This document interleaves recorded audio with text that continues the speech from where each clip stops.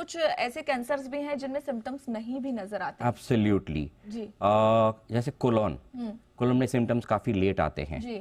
Liver में late आते हैं, ल्यूकेमियाज वगैरह में इनिशियल प्रेजेंटेशन रहते हैं, ओनली अनएक्सप्लेन्ड फीवर है, फैटिगेबिलिटी है, तो हमें ये पहचान में नहीं आता है। हाँ। सो काफ़ी सारे कैंसर्स हैं जहाँ पे ये हमें पता ही नहीं चलता है, वहाँ पे हम कुछ नहीं कर सकते हैं, बट जहाँ पे सिम्टम्स हैं so it's a duty to reach the doctor as early as possible. बिल्कुल, मतलब जहां सिम्टम्स हैं वहां डॉक्टर के पास जल्दी से जल्दी पहुंचना बेहद जरूरी है। डॉक्टर, इसी से जुड़ा डॉक्टर विनीत, आपसे मैं सवाल पूछना चाहूंगी अगला। कुछ कैंसर्स ऐसे हैं, कुछ जो कैंसर सर ने बताया कि जिसमें सिम्टम्स नजर नहीं आते, अब सेकंड और थर्ड स्टेज पर अगर उन कैंसर्स का पता चलता है तो ये बहुत डिफिकल्ट है कि वहां पर ट्रीटमेंट मिल पाना। तो मैं आपसे समझना चाहूंगी कि ऐसे स्थिति में पेशेंट क्या करे?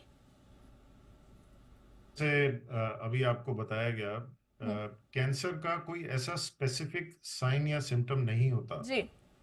इसमें जो भी ट्रीटिंग फिजिशियन होता है, अगर जनरल प्रैक्टिशनर के पास पेशेंट जाता है और कोई भी अपने प्रॉब्लम का उपचार कराता है, जैसे उदाहरण के लिए खांसी समझिए, अगर किसी को खांसी चल रही है, जी। आपने इलाज लिया, 2 से 3 हफ्ते आपने इलाज लिया, पूरा लिया, और इलाज लेने के बावजूद भी आपको जो है अपना जो प्रॉब्लम्स है वो ठीक नहीं हो रही, तो इसमें एक स्ट्रॉन्ग इंडेक्स ऑफ सस्पिशन आना चाहिए, क्या मुझे कुछ और तो नहीं है, कुछ असाधारण चीज तो नहीं है, तो उसके लिए थोड़ा डेप्थ में जाना पड़ता है।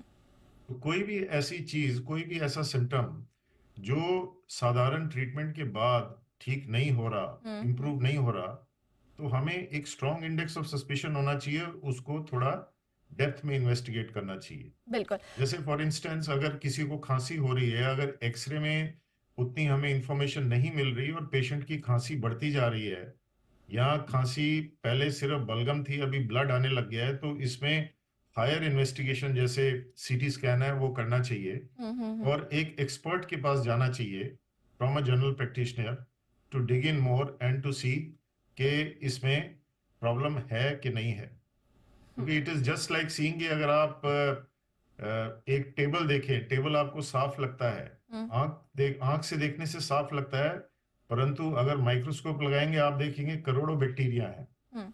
तो उसी तरह से अगर एक्सरे में कुछ ज्यादा पता नहीं लग रहा और पेशेंट को प्रॉब्लम हो रही है, तो हमें हायर इन्वेस्टिगेशन जैसे सीटी स्कैन है उसमें जाना चाहिए। जी जी बिल्कुल। अब दूसरे क्वेश्चन का आंसर ये है कि हर एक कैंसर में स्टेज होती है। जी। कोई भी पेशेंट आता है हमारे पास, पहले हम बायोप्सी करते हैं, उसमें बीमारी का नाम जानते हैं, उसके बाद हम कुछ टेस्ट करते हैं बीमारी का फैलाव देखने के लिए कि शरीर के और कोई भिन्न अंग में वो बीमारी गई है कि नहीं। तो एक पेशेंट का स्टेज, दूसरा जो है उसका फैलाव स्कैन से, तो इससे हम बनाते हैं स्टेज।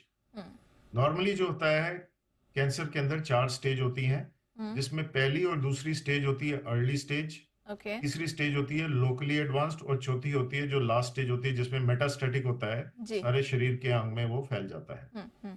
तो अगर पेशेंट की पहली या दूसरी स्टेज होती है तो उसमें काफी अच्छा चांस होता है ट्रीटमेंट के बाद पेशेंट के क्योर होने का।